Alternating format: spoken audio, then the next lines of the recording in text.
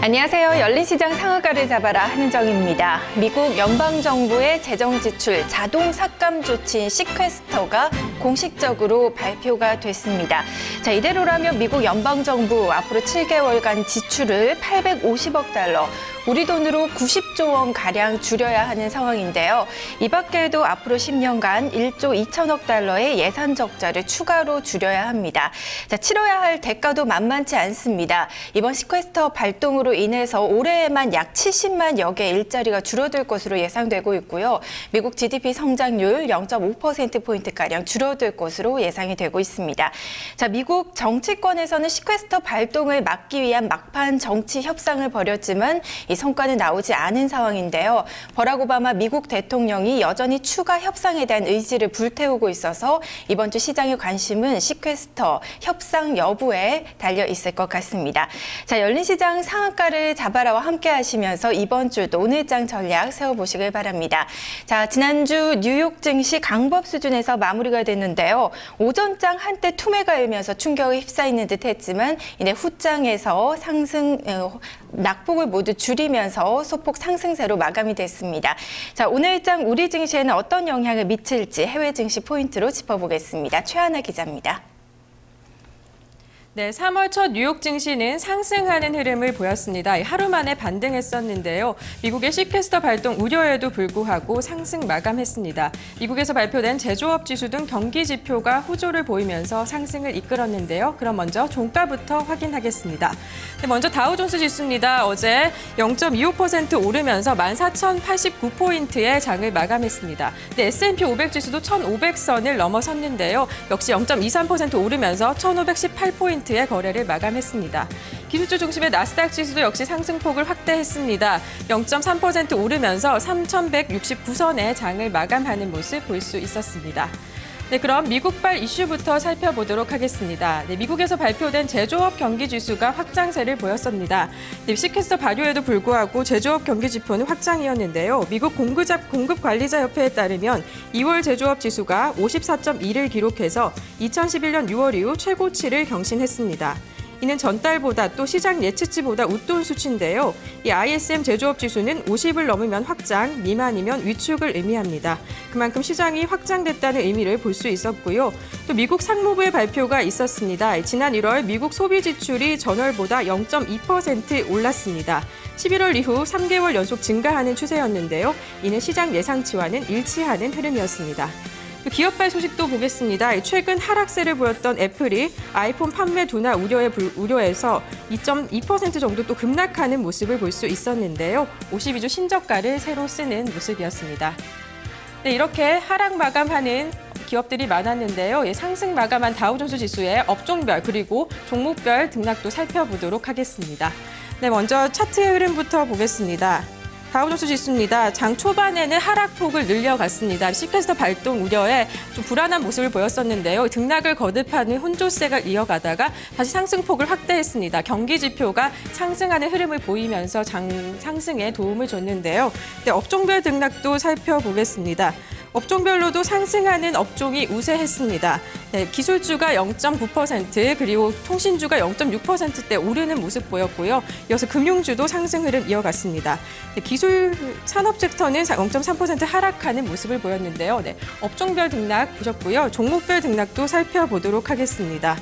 네, 이날 상승장 가운데 가장 많이 상승했던 업종은 월마트였습니다. 1.3%대 상승폭을 확대했었는데요. 장 초반부터 상승폭 확대하는 모습 볼 수 있고요. 최근에 발표된 실적 개선에 역시 오름세를 보이는 모습이었습니다. 이날 월트 디즈니와 IBM도 1%대 상승폭을 기록했습니다. 반면에 하락한 업종도 있습니다. 이 캐터필러사가 1%대 하락하는 모습을 보였고요. 최근 부진한 실적을 발표한 알코아도 계속 1%대 부진한 흐름을 보이고 있었습니다. 네, 이어서 유럽장의 증시도 살펴보겠습니다. 유럽에는 혼조세가 우세했습니다.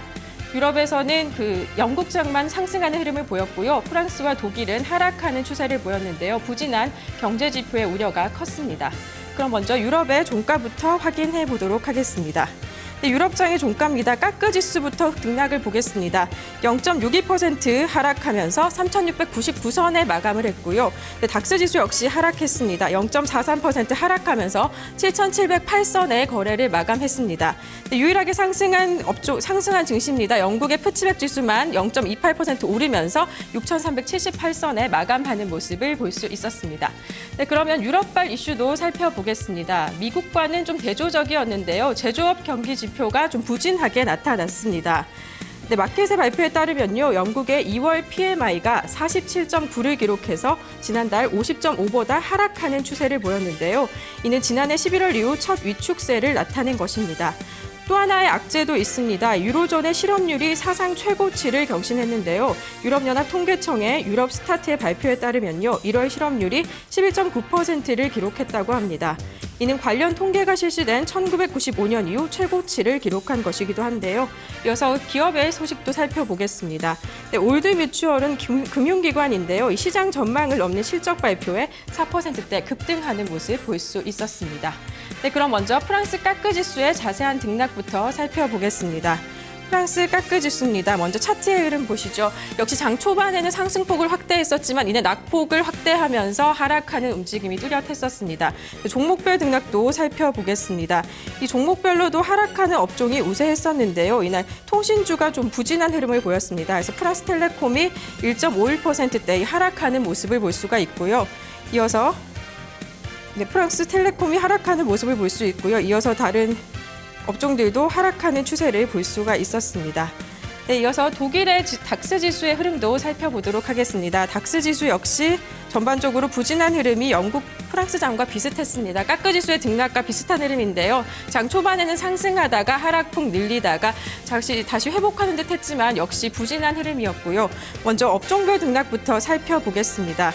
업종별로는 하락세가 우세했습니다. 이 통신주가 1.9%대 낙폭을 기록했고요. 경기 민감주 그리고 금융주 순으로 계속 내리는 추세를 보였습니다. 반면에 상승한 업종은 유틸리티주와 기술주가 올랐습니다. 이어서 업종별 등락도 살펴보겠습니다. 부진한 업종 중에 금융업종이 이름을 올렸는데요.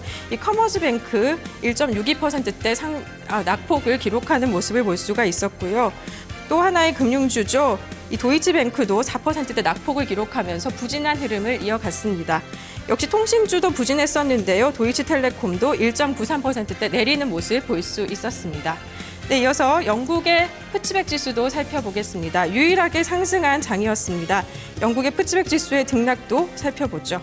영국의 푸츠백 지수는 상승하는 흐름이었습니다. 장 초반에 상승하다가 낙폭을 좀 늘리긴 했었지만 다시 반등하는 흐름으로 마감을 했었는데요. 먼저 종목별, 업종별 특징부터 살펴보겠습니다. 네, 업종별로는 상승세가 우세했습니다. 소비주들이 1.2%대 오르는 모습이었고요. 통신주 그리고 기술주가 1% 또 0.8%대 오르는 모습을 보였습니다. 이날 금융주는 보합권에 머물렀고요. 기초소재주는 1.4% 하락하는 움직임이었습니다. 다음은 종목별로도 특징을 살펴보겠습니다. 이날 상승한 업종이 있습니다. 올드뮤추얼은 아까 말씀을 드렸는데요. 이 금융기업인데 시장 전망치를 넘는 실적을 발표하면서 4%대 상승하는 모습을 보였고요.